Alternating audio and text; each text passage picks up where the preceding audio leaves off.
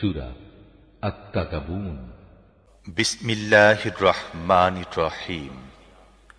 আসমান ও জমিনে যা কিছু আছে তার সবই আল্লাহর তাসবিহ করছে।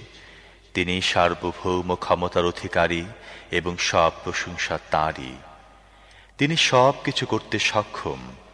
তিনি সেই মহান সত্তা যিনি তোমাদের সৃষ্টি করেছেন, অতঃপর তোমাদের মধ্য থেকে কেউ কাফের এবং কেউ মুমিন। তোমরা যা করছো আল্লাহ তা দেখছেন। তিনি আসমান ও জমিনকে যথাযথ রূপে সৃষ্টি করেছেন। তিনি তোমাদেরকে আকার আকৃতি দান করেছেন এবং অতি উত্তম আকার আকৃতি দান করেছেন। অবশেষে তাঁর কাছে তোমাদের ফিরে যেতে হবে। আসমান ও জমিনের সব কিছু সম্পর্কে তিনি জানেন, আর তোমরা যা গোপন করো এবং যা প্রকাশ করো তাও তিনি জানেন। মানুষের অন্তরের কথাও তিনি খুব ভালো করে জানেন। এর পূর্বে যেসব মানুষ কুফরি করেছে এবং নিজেদের অপকর্মে পরিণামও ভোগ করেছে, তাদের খবর কি তোমাদের কাছে পৌঁছেনি? তাদের জন্য নির্দিষ্ট আছে অতীব কষ্টদায়ক শাস্তি।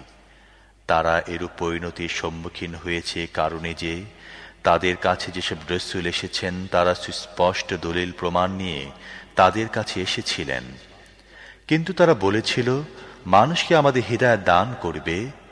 এইভাবে তারা মানতে অস্বীকৃতি জানালো এবং মুখ ফিরিয়ে নিল।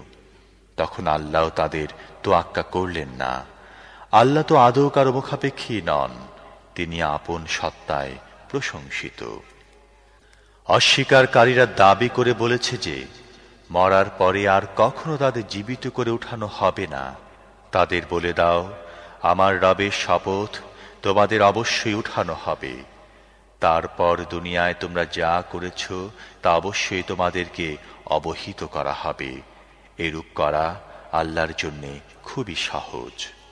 তাই ঈমান আনো আল্লাহ, তাঁর রাসূল এবং সেই নূর বা আলোর প্রতি যা আমি নাজিল করেছি। আর তোমরা যা কিছু করছো আল্লাহ সে সম্পর্কে পূর্ণরূপে অবহিত। যখন একত্র করার দিন তোমাদের সবাইকে তিনি একত্র করবেন, সে দিনটি হবে তোমাদের পরস্পরের হার জিতের দিন।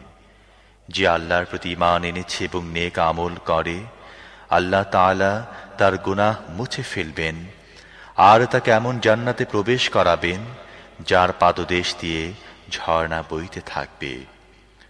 এসব লোক চিরস্থায়ীভাবে সেখানে থাকবে, এটাই বড় সফলতা।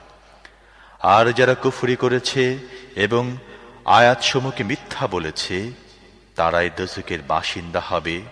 তারা চিরস্থায়ীভাবে সেখানে থাকবে, তা অত্যন্ত নিকৃষ্ট স্থান। আল্লাহর অনুমোদন ছাড়া কখনো কোনো মুসিবত আসে না। যে ব্যক্তি আল্লাহর প্রতি ঈমান পোষণ করে, আল্লাহ তার দিলকে হিদায়াত দান করেন। আল্লাহ সব কিছু জানেন। আল্লাহর আনুগত্য করো এবং রাসূলের আনুগত্য করো, কিন্তু তোমরা যদি আনুগত্য থেকে মুখ ফিরিয়ে নাও, তাহলে সত্যকে সুস্পষ্টভাবে পৌঁছে দেয়া ছাড়া আমার রাসূলের আর কোনো দায়িত্ব নেই। তিনি আল্লাহ, যিনি ছাড়া আর কোনো ইলাহ নেই। ঈমানদারদের আল্লাহর উপরই ভরসা করা উচিত। হে সেই সব লোক যারা ঈমান এনেছ, তোমাদের স্ত্রী ও সন্তানদের মধ্যে কেউ কেউ তোমাদের শত্রু, তাদের ব্যাপারে সতর্ক থাকো। আর যদি তোমরা ক্ষমা ও সহনশীলতার আচরণ করো এবং ক্ষমা করে দাও, তাহলে আল্লাহ অতীব ক্ষমাশীল, অতীব দয়ালু। তোমাদের অর্থ সম্পদ ও সন্তান সন্ততি একটি পরীক্ষা, আর কেবলমাত্র আল্লাহর কাছে আছে বিরাট প্রতিদান। তাই যথাসাধ্য আল্লাহকে ভয় করে চলো, শোনো, আনুগত্য করো এবং নিজেদের সম্পদ ব্যয় করো, এটা তোমাদের জন্য ভালো। যে মনে সংকীর্ণতা থেকে মুক্ত থাকলো সেই সফলতা লাভ করল। যদি তোমরা আল্লাহকে কর্জে হাসানা দাও, তাহলে তিনি তোমাদেরকে তা কয়েক গুণ বাড়িয়ে দেবেন এবং তোমাদের ভুল ত্রুটি ক্ষমা করবেন। আল্লাহ সঠিক মূল্যায়নকারী ও অতীব সহনশীল। সামনে উপস্থিত ও অনুপস্থিত সব কিছুই তিনি জানেন।